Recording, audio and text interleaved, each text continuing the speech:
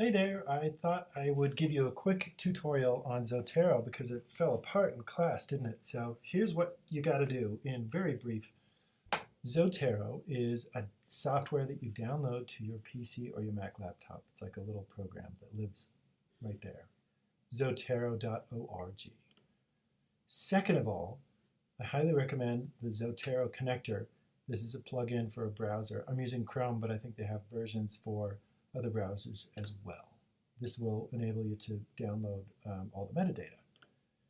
Lastly, when we're at the library homepage, remember the subject guides were communication, and then it was Comm 3710. So say, for example, you find yourself in Education Full Text in ERIC. And you find the perfect article. Oh, let me do Netflix. That was somebody who was interested in that. So Netflix. This is only in the context of education. There's 100. It's pretty good. Teen suicide, extreme teens. Let's see what's going on. What's the newest thing on Netflix in the context of education? Book reviews, reality distortion field. That one looks really good. So let's say, for example, this turns out to be one that I really like. Way up here, and for different browsers, it might show up in here, but the icon for importing information is over in Zotero. Let me show you what Zotero looks like before we put anything in. When you first open up Zotero, you're not going to have any of these citations or folders in here. You're just going to have an empty My Library and like a welcome to Zotero. What you can do is right-click or control-click if you're on a Mac, and do New Collection. The new collection, you can enter the name. I'll call mine Netflix. And then it'll show up. It's a folder. I don't know why they call it a collection. Maybe somebody's got that copyrighted. Whatever folder or collection you happen to be focused on when you're in the Zotero program, when you go back over to your browser and click Add, and essentially this is Save to Zotero, you look down here, and it says Saving. Let's go back over to Zotero.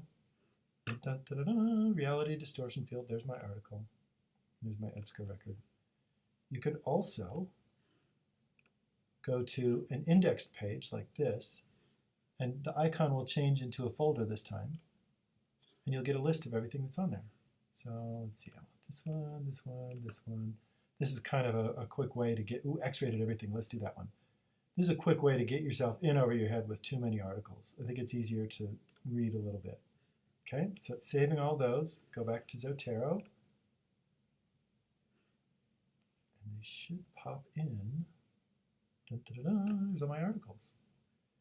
When you go over here on this side, this is all the metadata that appears for it, so information about that. And if you go over to,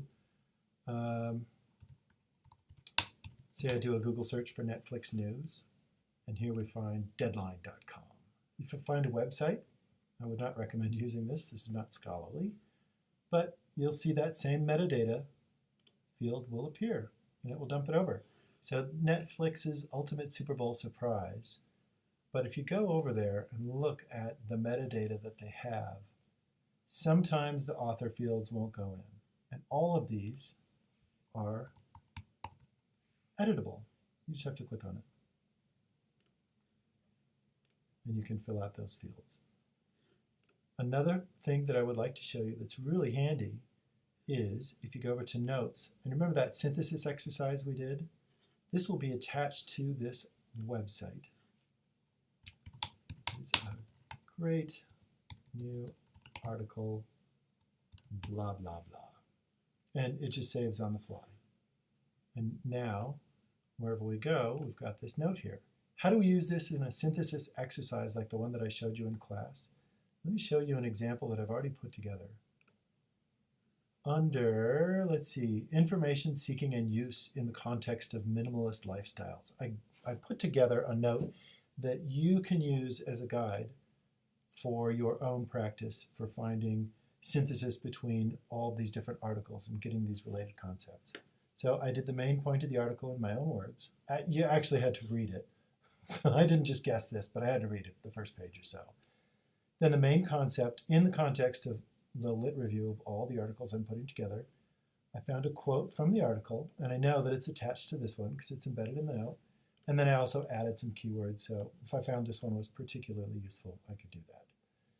How do you get this into a document? This is the fun one. So if you go over to Word, and you've got your document over here, go to Zotero, move Zotero out of the way, and drag it over, and all of a sudden there it is in APA. Just a little FYI, this is almost always slightly incorrect, so this is not to be used as a perfect resource. You'll probably have to correct a lot of these. So for APA, you'd have to do like lowercase and things like that. How do you change the style? If you don't want to use APA, you can just go into your preferences, and there's a whole bunch of different things that you can do with that.